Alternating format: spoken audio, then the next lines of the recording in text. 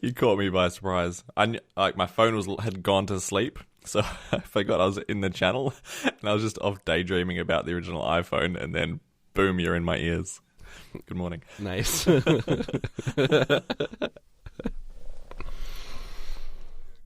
So I got excited and then disappointed again in pretty short order here a week or so ago. Is this AirPods related? No, it's not AirPods related. It's so my company had a big keynote address very recently where we unveiled some new products we've been working on, and I'm the lead mobile developer at my company, and the mobile app that we have that I inherited, I didn't make this, I inherited it and I've been maintaining it. It's really, really bad. It's like a wrapper application around Angular JS. So it's Cordova, so it can be compiled for either iOS or Android. So it's not like a native app experience. It's not a good experience on either platform. And Angular JS that we're wrapping is a really, really old framework. Because Angular JS is like the 1.0 version of Angular. I think they're on like 7 or 8 now. Anyway, it's really old. It's really outdated. It didn't do much on the app. It just redirected you to like our mobile site a lot to do stuff. Oh, I hate apps like that. Yeah, it's really bad. And I've been advocating for us to put together like a full team and rewrite it natively for Android and iOS and have this really good experience. And our product owners and management have been kind of like hemming and hawing about it. Like, yeah, we want to do that. We just need to decide if it makes sense for us to do it in-house or if we're going to outsource that work, just like based on the numbers of how much this product actually makes us a year. And that's the last I heard about it until the keynote address. Like, here's our brand new app. And 3 weeks before the keynote, they outsourced this app to some company to throw together for us. And it was really, really good. It's way better than the current app we have. And this is what they're able to do in 3 weeks. Don't you feel undermined, though? I mean, maybe if... I've kind of expecting us to hand off this work to another company, just because if the mobile app was really valuable to our company, we would have already started working on it. So it seemed like they've always been looking for another partner, and it wasn't going to be something that I was going to be building a team around to rebuild. And it wasn't my baby. I was just trying to maintain this broken thing that I inherited. So I didn't feel too bad about the current app being discontinued and another team taking it on. It just took me by surprise. But anyway, this company that we've partnered with to build our new mobile applications is based in Australia. Oh, and cool. And there's a very small, like maybe not even worth mentioning, but a chance that I will be traveling to Australia to work with them on integrating our platform with their apps. Wow, that could be cool. Yeah. I thought that would be really cool. I'm like, oh, maybe I can stop and see James. Sure.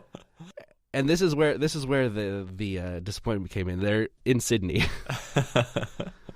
So it wouldn't be like a short trip for me to like stop by and say hi if I were to be in Australia. Yeah, it's like a flight from New York to LA. It's a big trip, is it? Between Sydney and where I live. Yeah. But the company I work for also is based in Sydney, so maybe if we do get some dates in advance, then I can kind of put the hint in that I need a trip to the office at some point, and then we're both in Sydney at the same time. I don't know. Could work out. Okay. Well, like I said, the chance of me actually needing to travel there to get this implementation done is very small, and they're going to be more likely to travel to us. But there is like the smallest inkling of a chance. Nice. All right. Well, we'll both keep our fingers crossed, eh? Yeah, that'd be exciting. I don't really have any exciting news to share with you, sorry. I think you do, and I'm going to wait until the show starts to pull it out of you. Really? Yeah.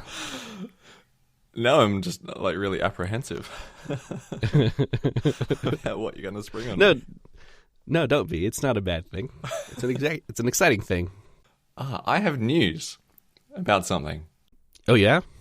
No, that's a question. Do I have news about something? News might not be the right word. Okay. We just have to start the show then. Otherwise, I'm going to live in suspense. And All right, let's I'm do not it. going to have to talk about anything until this mystery is solved.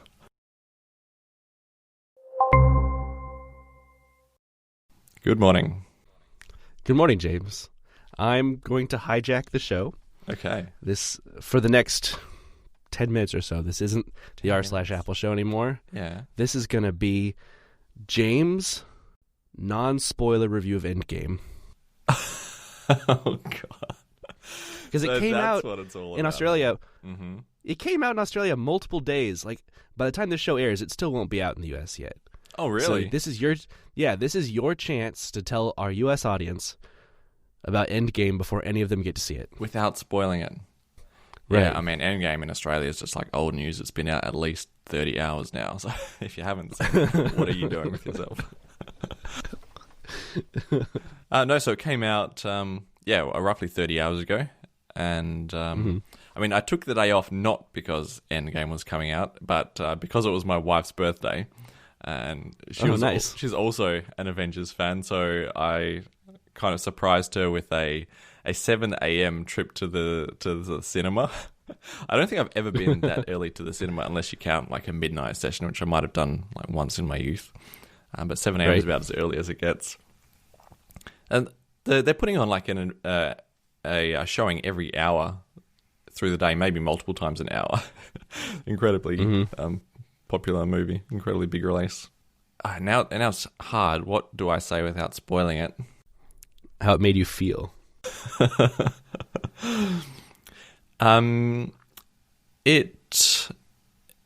It did a very good job. I'm picking words carefully. A very good job of concluding an epic series of movies. It had a very, and I wasn't live back then, but very like Star Wars trilogy kind of feel. And this wasn't really a trilogy either, was it? I mean, you could say this was part of like a 10 movie run if you include all the side movies. Mm-hmm. And actually, there was quite a bit of like pulling in a lot of you could even say scenes from.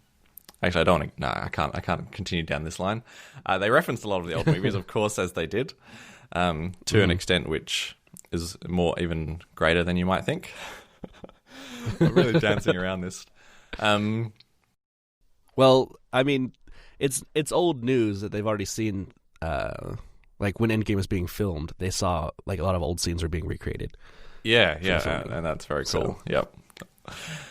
Why they do that is up to you to find out.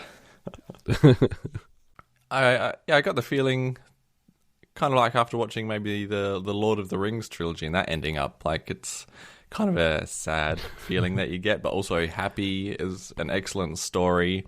It did not do a disservice to the whole series. It was that's a really bad comparison for me. I've never made it through a single Lord of the Rings without falling asleep. So. Oh, really? Oh, God. My feeling is like bored if you're going to compare those two. Oh, really? Oh, no. Well, for someone who loves Lord of the Rings and who saw each movie in the theater multiple times, it's comparable to that. Okay. I think this will be maybe the epic of this generation. Like what like a person might look back on in 30 years and think on fondly. It was really well done. It's a great movie. Like the Star Wars of this generation. Exactly, yeah. Or the Lord of the Rings of mine.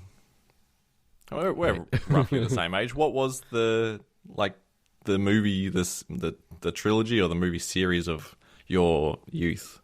Of my youth? What's not necessarily your youth, but what you think back on. I mean, it could even be a recentish one, but something that you look on fondly. I don't watch a lot of TV and movies, so I don't have a lot to pull from here. I mean, if we go back to when I was really, really young, maybe Jurassic Park is a good big movie from when I was young. So, but weren't like the second and third just terrible? I never watched the second and third, so okay. Right. The first one was a classic, though, right? Yeah.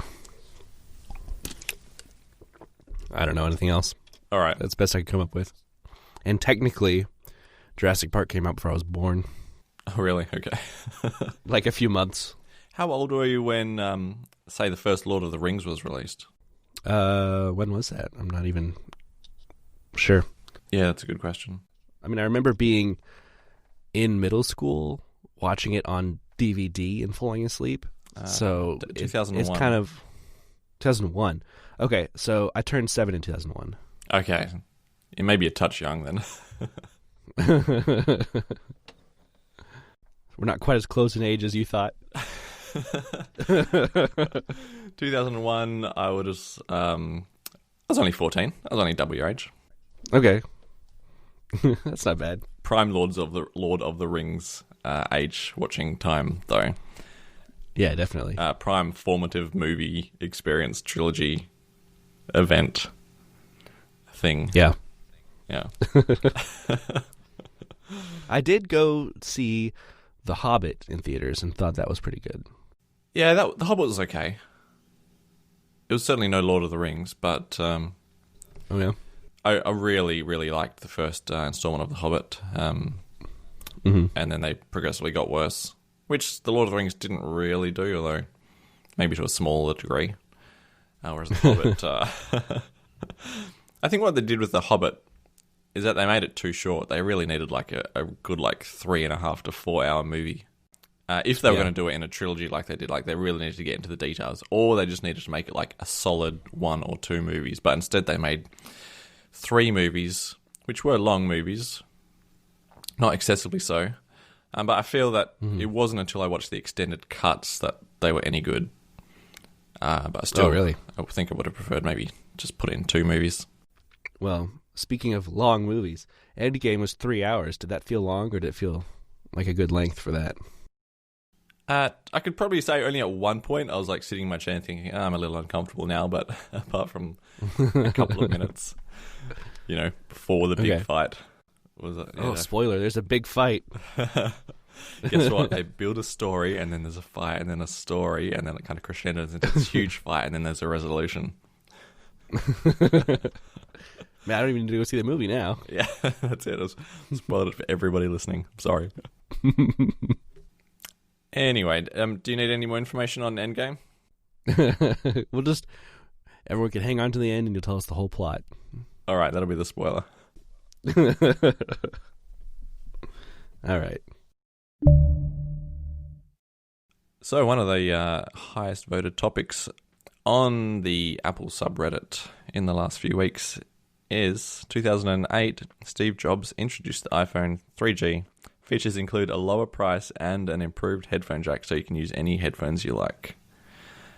Why was this posted on the subreddit? Was it some sort of anniversary? It's not like 10 years from then or anything. I mean, it's close. But... So, the way I read this was a jab at the fact that Apple cared about lowering the price of their phones back then, and also let you use any headphones you want by having a headphone jack. Right. So that's the extent of the 7,000 upvotes. Yeah. Okay. Man, a lot of people are still bitter about removing the headphone jack. Yeah. Yeah, it seems like we should get over that by now. Even Samsung's doing it at this point, so. As I talk to you with physical headphones plugged into my iPhone 6. No, but I really don't have a problem with it. I think I've moved past it. Very occasionally it is annoying not to have a headphone jack, and I'm talking about when I had a phone without a headphone jack. Although my iPad now doesn't have a headphone jack. And I've gone to plug a 3.5mm jack into it. Literally never. The annoying times was when there was a brief period that I did use the Lightning headphones. I'm not sure if this is pre-AirPods. I can't remember exactly when this was, but you're using your Lightning headphones, and then you go to use your MacBook and it doesn't work, or you get on a plane and it's a hassle. You can't use it there either. Right. So it does have its drawbacks, but I think if you plan well enough, you're probably not going to have too many issues. I don't know. How do you feel about it all these years on? I had similar hiccups around the iPhone 7 with the Lightning headphones. But by the time the 10 came out and I got AirPods, I've literally never had a case where I've needed headphones. I guess because all the devices I use are in the Apple ecosystem, so my AirPods work perfectly with that, and I wouldn't want to use anything else. And I don't travel very much, so needing to plug into an airplane is not something I've ever considered. So I haven't had a need for it. I did have a small transition period where plugging my phone into the auxiliary jack in my car radio, I couldn't do that anymore without the lightning dongle. But that's what finally pushed me over the edge to upgrade to a CarPlay head unit, and I couldn't have been happier with that decision. That's been great for me. So I cannot wait to get a car with CarPlay. Certainly my next car is going to be a Volkswagen with CarPlay, hopefully within the next 6 months too. I'm still looking for a car. I know I said this a couple weeks ago. I haven't found the right deal yet. But yeah, having CarPlay or having the ability to swap out the head unit for CarPlay is like the highest thing on my list. Because like some radios now have like the air conditioning controls built in, so you can't remove them. Right, there's a lot of modularity, isn't there? Yeah. So is that the word, or is it the opposite of modularity? Yeah, I guess it's kind of the opposite because it's not modular at all. It's all one unit. Right. Yeah. Yep. Yeah. So I really been looking for something that either has it built in, or something that I can safely remove the head unit without breaking other features of the car. The other point on this post is that it had a lower price. So a lower price than the original iPhone. And they even reduced the price on the original iPhone too, when shortly after it came out. Now, the original iPhone was actually never released in Australia, so I can't ever... Oh, really? relate. It never made it? Yeah, it never made it. Officially, it never made it. I remember when a friend of mine with too much money really wanted one, so searching for how do you get the original iPhone in Australia, and of course it means buying it on eBay to start with, and then it is inoperable without a jailbreak. So if you had to jailbreak the phone and then install some sort of baseband modifier to make it work on an Australian 3G network. 2G network, because it was original iPhone. And then never update it after that, because then every phone would stop working. But that was the original iPhone experience in Australia. Not a great one, but certainly some people saw how big it was going to be and wanted to get on that train as soon as possible. Did the 3G make it to Australia? Yes, that was here. I mean, even the 3G, I remember I never owned a 3G myself, but I had a lot of friends that did, and I helped them jailbreak their phones back then. And it seemed like it was almost a necessity back then if you wanted things like being able to record video, or like copy and paste didn't come out, wasn't available initially until iPhone OS 3. So it's crazy to think how simple the phones were back then. It really was inevitable that you'd end up jailbreaking these. Like you said, so many of the features that now we take for granted existed in an earlier form only as a jailbreak, and that was the only way you could get them. Yeah, I did get the original iPod Touch when it came out, and I mean, back then you had to jailbreak if you wanted third-party apps at all. So, really, you couldn't even put apps on it? Well, yeah, for the first year, the iPhone and iPod Touch both, there was no app store. Oh, were they released more or less side by side? Yeah. Okay, gotcha. So, yeah, you had to use, back then it was the installer, and then shortly thereafter followed by Cydia, which I think is still the main installer used by jailbreaking, but that's not something I've even considered doing for 4 years or so. Yeah, I'm really out of that scene as well. There was something about Cydia or some component of it shutting down maybe 6 months ago, but... Oh, really? I mean, jailbreak's still going. Maybe not as strong as it used to, but it's still going. I just wonder what people are trying to get out of jailbreaking. Like, what is there left to get besides, like, trying to pirate apps or something? I don't want to upset anyone, but I think that's probably the main motivation of it still. And it is nice to have little tweaks and things that you can't do just in the regular settings apps.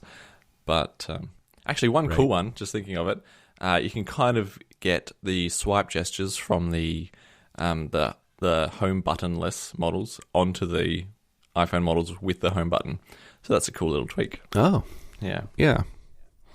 I mean, you can do stuff like change animations and stuff, but it's kind of gimmicky, battery draining things to bother jailbreaking for.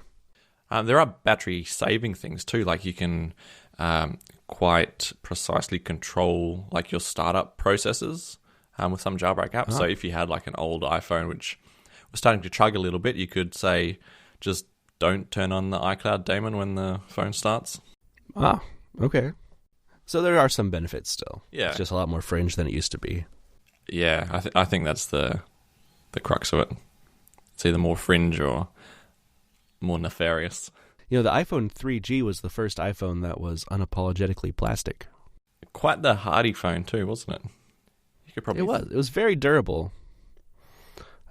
But I mean, I have a 3GS here, and holding one in your hand, it's not near the premium feel that you're used to from an iPhone. Like, I think even the first generation iPhone had a lot more premium feel just because of the aluminum back, and you kind of lost that for a couple of years with the 3G line. The thing I disliked most about the 3G and 3GS was the home button just felt way worse than on the original iPhone. It's like they went to some sort of different mechanism underneath there. And not only did it feel worse, but do you remember how bad they were after like a year and a half of use? They basically stopped clicking, yeah. Yeah, they stopped clicking. And this continued through to the 4 and the 4S as well. It wasn't until the iPhone 5 that I stopped having just random home button failures after, say, a year of use. Yeah, it became like a common practice, especially in Asian markets, to immediately turn on the disability settings. So you have the home button on the touchscreen. To preserve your home button for resale value. Yeah, that's right. And the other flaw was that the plastic on the back would often split down near the 30-pin dock. I'm just looking at my iPhone 3G right now, and it's got this crack all the way from the 30-pin, like halfway up the back of it. I've got a crack from my mute unlock switch between that and then my volume rocker. Yep. That was also reasonably common. But that nice flush... actually, I was going to say that nice flush camera... camera, yeah, not camera bump. It's actually not that flush. It's kind of recessed into the case a little bit, which is, I don't know, love it or hate it. It's not flush. Apple seems to be going all in on this protruding camera, especially with the design leaks for the 11. Yeah, they are. I hated it from the moment I saw it, and it's just getting worse every generation. Yeah, I'm really hoping that that this presentation in September, it's going to look a lot better than it's been looking in some of these leaks. Yeah, man, this is a whole nother topic, but I'm with you. If we get like a new iPhone that looks similar to the latest iPad Pros, then I'm going to be in heaven. But anyway, I think we should move on. Yeah. iOS 13. What's that expression? Don't put the something in front of the something. Because first, before new iPhones are released, we have WWDC, which, admittedly, I'm typically a lot more excited for, and this year, maybe more than ever. The article headline from 9to5Mac, iOS 13, dark mode, detachable panels, Safari and Mail, more. Now that Safari and Mail doesn't really give away a lot in the headline. But right. Should we start at the start of this? So dark mode, it's kind of a given, isn't it, that we're going to get dark mode. I mean, we've got dark mode in macOS now. We've had hints of a dark mode coming for ages. And considering like the bridge between iOS and macOS with Marzipan, they kind of have to do a dark mode, don't they? Yeah, I mean, literally every other product has dark mode. macOS had it. The Apple Watch, basically launched and only has a dark mode. tvOS has a dark mode. It's almost a joke at this point that Apple's been holding off on giving it to the iPhone for this long. I don't mind that they've held back on this feature and put their effort into more important things, such as the Apple News app. Yeah. News Plus, how could you live without that? But seriously, I'm not a dark mode user most of the time. I do appreciate apps that automatically change to a dark mode based on the time of day. Looking at Apollo for that specifically. But for general purposes, I am more than happy just to look at a light mode or a white screen during the day. I'm completely opposite. If there's dark mode available, I've got it enabled on all of my devices. I wonder how simple a thing it is to implement it. It's taken so long. Is it really that complicated? Yeah, I wonder if it's a matter of it being complicated or just them not thinking it's a priority. I feel like at this point, dark mode, I would have told you it was a given last year too, just with having the OLED phones on the market, and I would have told you it was a given the year before when OLED was being launched. I would have sworn it was going to be launched alongside the iPhone 10. There's not a lot of benefit to OLED. A lot of people try to say it's going to save battery because the pixels are off. But we really haven't seen that, have we? That significant. That was the huge news of OLED, how it's going to save battery, but I really don't think it has. Yeah, that and OLED has an inherent issue with if the pixels are completely off and you have anything moving on the screen. For some people, that can cause headache because of, I don't know if it's latency or what, with turning pixels on and off while things are moving around. That's why a lot of dark modes on OLED devices are actually kind of a gray, so the pixels are still on a little bit. And I expect Apple's going to go that approach more than full dark because they will take those kind of things into consideration. Okay. We'll wait and see. Panels. Panels is the headline. Detachable panels. Yeah, this is interesting and kind of hard to imagine in my head exactly how this is going to be used. The closest thing I can think of is like Samsung's approach to multitasking on their bigger phones. They have the side-by-side apps, but they also have the ability to have kind of like windows floating over that. And I'm kind of picturing something like that. But it sounds very potentially promising. I'm picturing something along the lines of, say how picture-in-picture works at the moment, but an app. That's a terrible explanation. Picture this, picture-in-picture, but an app. You can kind of throw it around the screen. It'll kind of magnet to the corners. You can put it off to the side.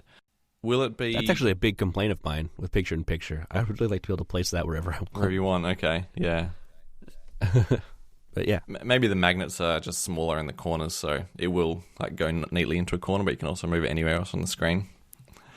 But that for an app, that's a great idea. And also having multiple panels available for the same app. Right. That would be interesting. And then being able to put those into groups as well as you move them around. Mm-hmm. Personally, I find it very tricky to imagine what a good multitasking system would look like on the iPad. And we've had a couple of iterations of it with, pop over and side by side and split view and that. And do you remember when you used to change the app that was in the split view by pulling down from the top of the screen, and you'd get this like carousel of apps in, I'm not sure what order it was in, but it never seemed to be in a good order. You'd end up scrolling through this list. Yeah, it's definitely gotten more refined and better over the last few years. I'm excited to see where that's going. I would really love to see just even single side-by-side or picture-in-picture brought to the iPhone, and this not just be an iPad exclusive thing.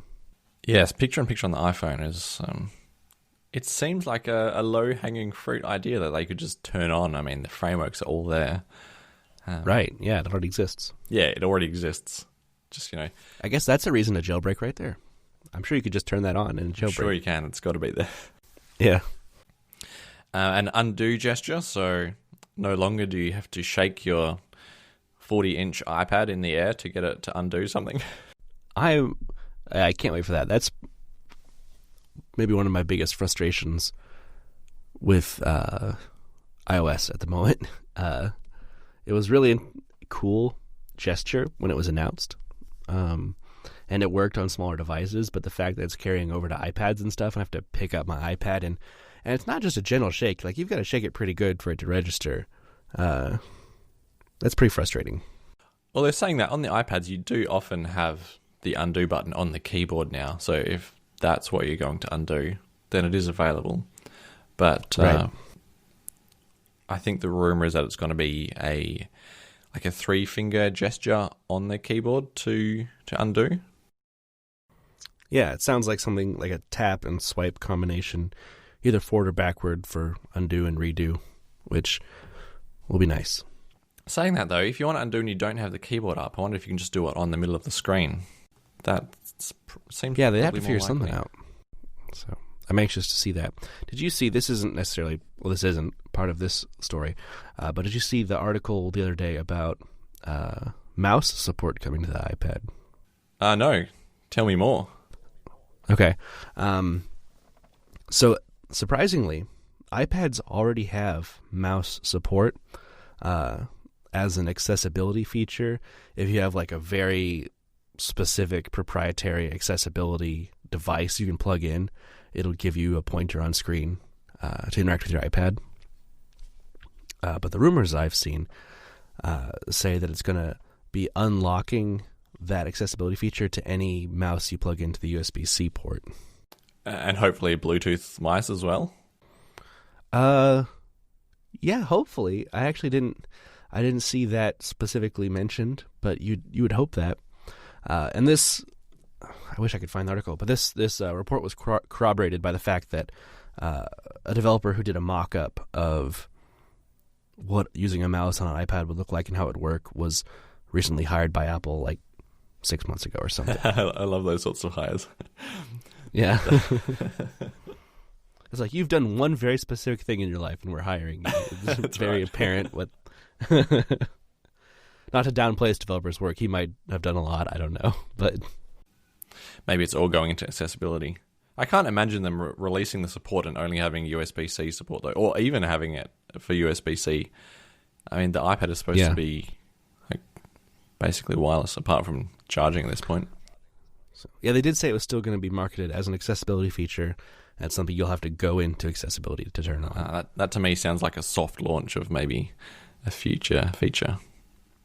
This will be cool for the people that are plugging their USB-C iPads into a big screen now. And, I mean, it's nice to see the screen on a big display, but still having to look down all the time to actually use touch.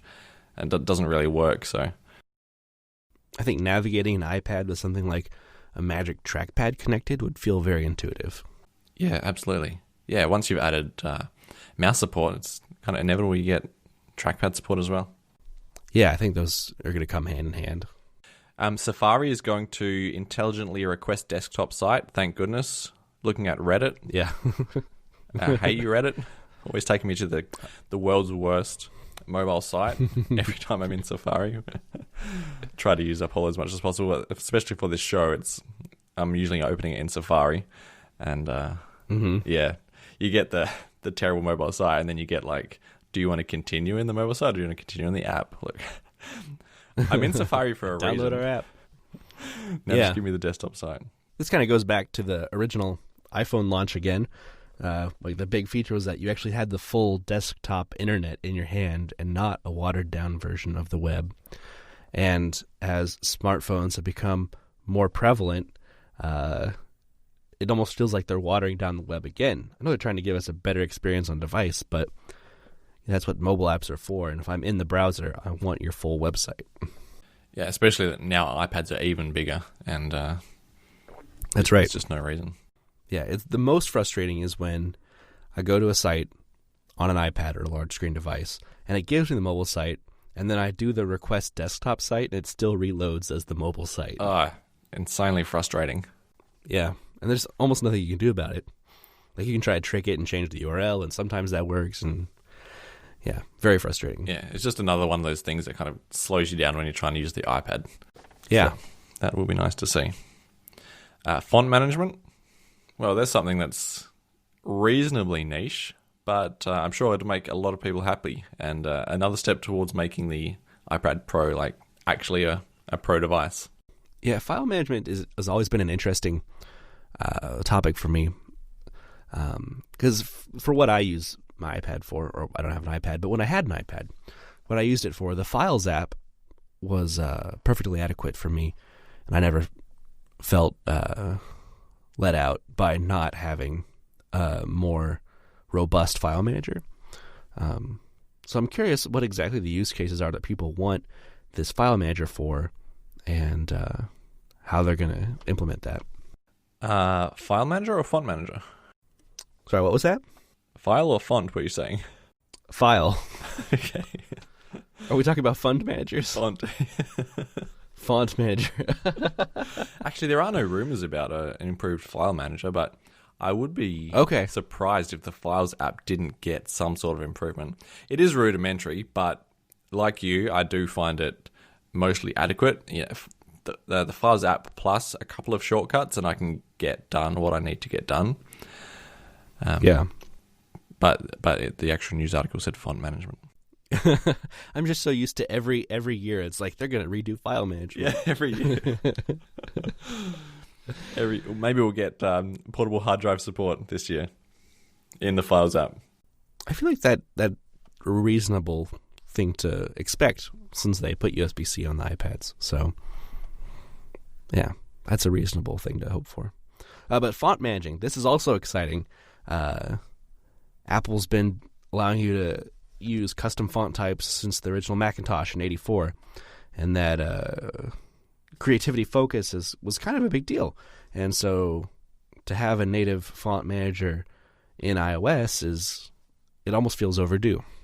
Yeah, you're right. This is something that I bet creative types are going to love. Yeah. I wouldn't use it myself, but I imagine it feels incredibly restrictive, especially if you're coming from Mac OS, or really any desktop system at all, because they all have font management. Interesting to see how they do it, though, because often loading up too many fonts, and you can have a lot of issues with your system. Like they'll often load all your fonts into memory when you start the computer, and you add 1,000 fonts, and suddenly your computer takes 3 minutes to start up. Hopefully they've got a workaround for that. Yeah, I hope so. Maybe it loads them dynamically or something. Yeah. A few other minor updates. Smarter mail, improved multiple item selection, and a new volume heads-up display. So are we finally going to see the end of the middle of the screen, cover what you're doing, 16 little squares? Do you remember someone... I bet heaps of people have emailed Craig about this, but Craig responded, like someone emailed, have you fired the person who designed the volume heads-up display? And he just emailed back, nope. I had not seen that. That's pretty funny. Yeah, it's pretty good. I mean, it's not as bad as it used to be. The fact that the big middle of the screen HUD doesn't pop up anymore during media playback kind of resolved a lot of the main complaints that people had. It's still frustrating if you're trying to read a document, or like if I'm on Reddit and a video is playing, I'm going to turn the audio down while I'm reading comments. That fade out animation is much too slow. But it's not as much of a nuisance as it used to be. Most reasonably good apps have kind of taken over the display and integrated it somehow into the app. So I imagine that's just what Apple's going to do. I think it's going to be maybe somewhere along the top of the screen instead. And if you imagine how YouTube does it, it's just like a grey bar that fills in with white as you click it. And this bar will have to snake around under the notch. Right. That would be cool. That would be cool. So, anyway, yeah, lots of exciting things. I'm really excited for WWDC, not only for what's coming in iOS, but the future of Marzipan and what new apps are going to be launching on the Mac as well. It's going to be huge. And that's one of our following topics. But before we get to that, a post by Octopus Lover says, Apple should add a notification for when AirPods case battery level gets low. So I guess they're talking about a notification on the lock screen. Oh yeah, that's what the text says underneath. Something like a notification on lock screen about do not disturb mode. I can't be the only one to forget to charge AirPods all the time just because they last so long. They do last a long time, but I think even the battery on my AirPods case is starting to degrade. Well, of course it's degrading, but I seem to be charging my AirPods case a lot more than I used to. Now, a lot of people don't seem to know that if you open the AirPods case while there are no AirPods in there and it shows orange, then that means it doesn't have enough to charge your AirPods from 0 to 100 like one more time. And that's when you go to charge it. I mean, you're living new AirPod life, so you probably never have to charge the things, but what do you think? Yeah, I had this experience when I had the first generation AirPods. The battery life was so good that I would just forget to charge it for like a week or so, and I never paid attention to that light. I just pull them out quickly, put them in my ear, and put them back. So I definitely ran into cases where suddenly they were all dead, and that was frustrating. It's not an issue for me anymore because of the wireless charging. I just set it on the charger every night, and they're always good to go. And I mean, AirPods easily will last you an entire day. So I've never once encountered my AirPods being dead, but I'm probably harming the battery by charging them so much. So there is the battery widget which will tell you how much battery charge your AirPods have got. What if you as part of iOS 13, somehow make that like a permanent fixture on your lock screen? Or either lock screen, or I'd love to see the ability to incorporate widgets alongside applications on the home screen, especially on the iPad, but maybe also on the iPhone. Dashboard 2.0. Yeah. That's what we want. Didn't Dashboard get killed recently? Really? Oh, sure, you could still turn it on if you wanted to. I'm not sure about this. I hadn't seen anything official, but I had seen a post, something about rest in peace Dashboard. This was within the last week or so. And I had just assumed it was because like the latest version of macOS or something removed it. But I'm not positive about that. You're going to have to test that one for me. I'd be shocked. I'm trying. That's got to be top of the subreddit if it died. I don't even know how to invoke Dashboard. There we go. I actually have to run it from Spotlight. It's still there. Yeah, I thought so. There's not a key on the keyboard to bring it up anymore. But if I search Dashboard in Spotlight, I can switch over to it. I think you can turn it on as a space, maybe. Maybe that was the feature that was removed. Potentially. But yeah, Dashboard is a waste. There's nothing useful in there anymore. So Apple has settled their little dispute with Qualcomm. And they've done this, by settling.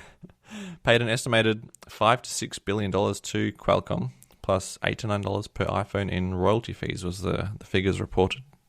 This was really interesting, how the stories broke between the settlement between Apple and Qualcomm, and then right on top of that, Intel announcing they weren't going to make 5G chips. So the case was in the courtrooms for a day, and then the settlement was announced, and then Intel announced that they weren't making 5G chips anymore. And you've got to wonder what the order of events was here. Was this Intel deciding they can't do 5G, and Apple having to hurriedly solve this with Qualcomm so that they have a supplier for 5G chips? Or was this Apple getting frustrated with the quality of Intel chips and wanting to switch back to Qualcomm? They settled, and then Intel lost their only big customer, so they just dipping out of the business. And there's only a handful of people in the world that know the answer to that question, but it's interesting to speculate on. Yeah, well, the public order was settlement and then Intel pulling out a number of hours later. But yeah, the internal settlement. It's cool to have it's fun to have a guess at this. And I'm going to say that a few months ago, Apple realized that Intel was going to do a bad job on 5G. Yeah. And then it went to the court case. More of a, let's see if Qualcomm will settle this before we do type thing, with no intention of ever really going forward with the thing. Right. Well, I wonder how this plays into the ongoing rumors that Apple's working on their own modem. Because the agreement that Apple entered into with Qualcomm is that Qualcomm is going to supply chips for, I think it was like 6 years. So that to me either means that Apple is decided not to pursue or is still far away from having modems ready. I mean, there will be some overlap, even if Apple were to launch their own modem in the next year or two. The phones they're launching this and next year or so will be made for years following, so they'll still need Qualcomm to supply chips for that. But right, and I have a feeling that that's what the 5 to 6 years is going to cover, and that within a few years, Apple is going to have their own chips. I think I read as part of the settlement, Apple does have license now to use the patents in their own technology. So it is within their capabilities to go ahead and to pursue the creation of their own chips. I mean, I would have been really interested to see this court case play out, because I think there's a reasonable chance that if not outright lose, Qualcomm would have lost some of their patents, because as it stands right now, it's practically impossible to make a good modem without Qualcomm's patents. Right, and Qualcomm has a licensing system to let people pursue the production of their own chips. You know, if you put some money into the pool, then you can use the patents, because there are fair use terms around the usage of such like not overruling, like all-encompassing patents that they hold. Right. So I would have been interested how that played out. It's too bad we're not going to see that. But I am really excited to go back to Qualcomm chips, because the Intel ones have been terrible for me. Right, yeah. You've mentioned this in the past about how bad they've been. I don't think I've noticed it myself, but you get inside, like you have to go outside when you've got an Intel chip to get reception. It's not quite that bad, especially I recently switched to Verizon, and that seems to have fixed a lot of my issues. But even then, like my parents live in a very rural location, so when I'm at their house on like the edge of the network, where I would have gotten still reasonable signal, I get a lot of dropped calls now where I hadn't in the past. Okay. So I really hope that this comes in time for Apple to potentially have Qualcomm chips in the new iPhones this fall. The only way that could really work out is if Apple intended on this happening a few months ago and were like co-developing two versions of the iPhone and can just switch production over. Because otherwise I think it's too late to redesign. Yeah, I wonder how interchangeable the chips from the two companies are, considering that they're basically based on the same patents. Maybe it is not that difficult just to kind of just switch out Intel and put in. Right. I guess the question is the new iPhone going to have a 5G chip in it? Because if it does, then there's no question it has to be from Qualcomm. But I don't know. I'm not holding my breath for 5G in this year's iPhone. Are you? No, I think we're still a year out from that. I mean, I don't know about Australia, but there's almost no 5G networks in the US, except for maybe one or two big cities. I'm sorry, there's just someone knocking at my door. I'll be right back. You're still there? I'm here. I don't know if you've been able to hear this in the background, but there's a sound of constant water running. This started last night, right outside my office window. I've got this constant... No, I haven't heard anything. Okay, well that's good. I can certainly hear it. It's very annoying. It's like that sound you get when someone's running a shower. You can't actually hear the shower because you're somewhere in the house, but you can tell there's water running through the pipes in the house. It's like that sound, and it's just constantly going. Anyway, I heard it last night for the first time. Could not find any tap or leak or anything. It's just like, I don't know. It was just the sound. So it was quite unusual. So I thought I'll just leave it and see if it goes away by itself. But of course, woke up this morning and like the backyard is a pool. Oh. I've got a new hot water spring in my backyard. It's actually, annoyingly, the leak is after the hot water system. So it's like just a hot pool in the backyard. And the shower's cold. So is the leak's not in your house, it's just outside? It's outside because the hot water system is in the backyard.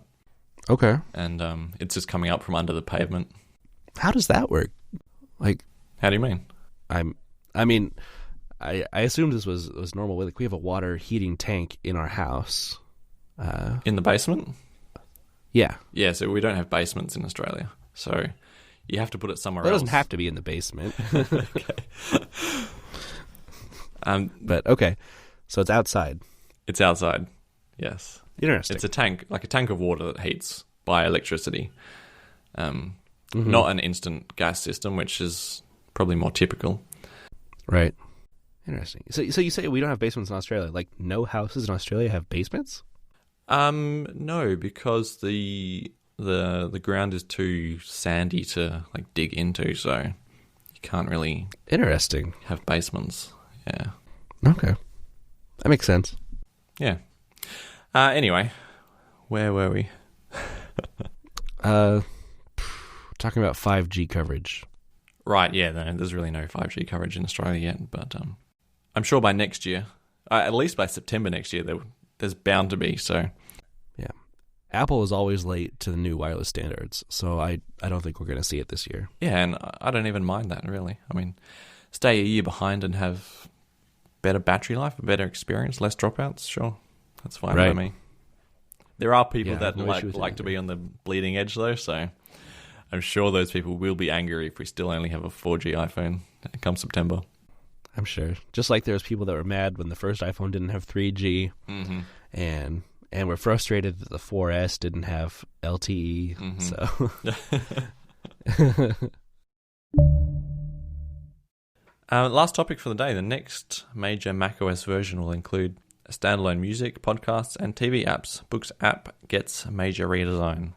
This is huge news. This is probably not the end of iTunes, because I imagine iTunes is going to sit in like the utilities folder, or maybe even in the Play Not applications folder for many years to come. But we all know that iTunes is kind of a mess.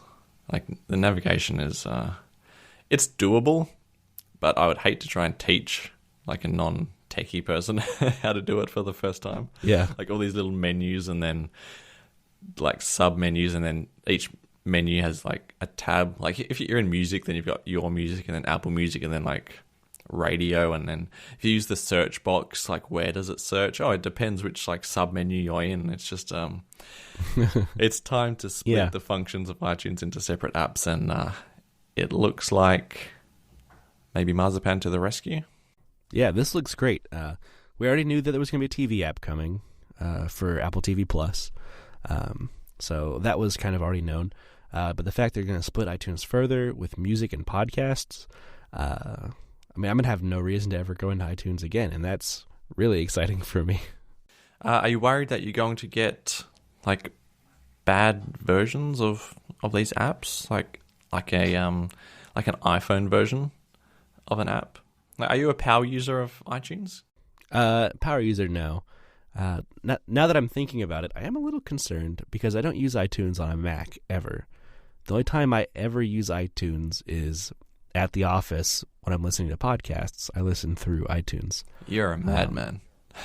But go on. I wonder... I've got a story about that, but let me finish this thought. I wonder if there will be redesigned Windows apps, or if the Windows user is going to be forced to continue using iTunes. That's a good question. Or if it's just going to go away completely from Windows. Or they're going to make web app versions of all of these. Put it in the cloud, iCloud. I mean, you can already kind of get Apple Music as a web app, can't you? People have kind of done that. I haven't used it, so I'm not sure how good they are, but... Yeah, I've seen people do that, but I don't think there's a way to do it for podcasts or TV, so that'd be nice to have that option. Although the podcast kind of web UI, just for showing the podcasts in the iTunes store at the moment, did get a revamp a few weeks ago as well. So they are working on something. So, well, while I'm on the topic of using iTunes on a work computer, I had run out of hard drive space on my work machine, which I'm testing out a new laptop that we're going to try to give out to all the developers. And the test one I got only has 256 gigabyte hard drive, which is, not enough to feel comfortable using every day. Right. But it's fine for a few development apps and a few code bases. that's enough. But it was full, and I downloaded this like system profiling tool to like tell me exactly how much space each folder was taking up and kind of point me to the issue. And iTunes had downloaded my entire music library onto this computer. Oh. And so I had to go through and delete my music folders. And this is probably user error, but maybe not, because iTunes makes this so hard. The next time I launched iTunes, it downloaded all my music again. So I need to figure out how to get that turned off for good. Classic iTunes. I don't even know where the options are to do that. Like, I thought you would have to highlight everything and click the little cloud down button to get it to do that. Yeah, you'd think, but it seems to do it all automatically. Okay. So it just decides. It's frustrating. It decides you've got enough space and that it'll magically like optimize the storage as it goes. But we all know optimized storage is a yeah, it's not quite the magic that we would hope it to be. Yeah, and I don't listen to. I mean, I listen to like the radio, the Apple Music radio at work, but I don't listen to my personal music library there. So I really just want it to go away. Yeah, right. Well, I'm very interested to see what's going to come of the next macOS version. I think it's going to be more of an iOS year, personally. I mean, yeah, I think Apple themselves are going to be putting most of the features into iOS, but just by the nature of opening Marzipan to third-party developers, it's going to be a big year for Mac as well. Well, I am James VDM on Reddit and on Twitter. And I'm Jellywoot on Reddit and Twitter. And I can hear the sound of water running outside my window quite heavily now. So it's actually a public holiday in Australia today. So oh, really? It's going to be tricky to get a plumber out, I think, but we'll see. Huh. I mean, he was just the homeowner. What holiday is it? It's Anzac Day. And what does that celebrate? It celebrates the veterans of, I think, primarily World War One, but basically any war since then as well. Oh, okay. What does ANZAC mean? Australia, New Zealand Army Corps. Oh, I see. Okay. Yeah. I think do you have a Memorial Day? Memorial Day? We have a Memorial Day for fallen soldiers, and we also have a Veterans Day for active duty veterans. Right, okay. Yeah, I think this is more on the fallen side of things. Ah, okay. So you had mentioned that you had noticed the water last night, and then went to bed and woke up, and it was still there, and called your landlord. And I thought, man, it took your landlord a whole day to get out to see you when you say there's like running water problem. But then I realized it's not evening for you; it's still morning. Right? Yeah. It's actually because I didn't see the leak until this morning, so I messaged him at 7, and now 2 hours later he's here. So, yeah, good on him. Much more reasonable. The challenge will be if he can get a plumber to come out today, I guess. 'Cause I'm not sure if you heard, but we're not going to have any hot water because he's basically turned that off for now. Right, yeah. I mean, did you previously anyway, or was it all just leaking into the yard? Yeah. It was a lukewarm shower this morning. Yeah, basically. Wow. I think it's running too quickly to really heat the tank anymore.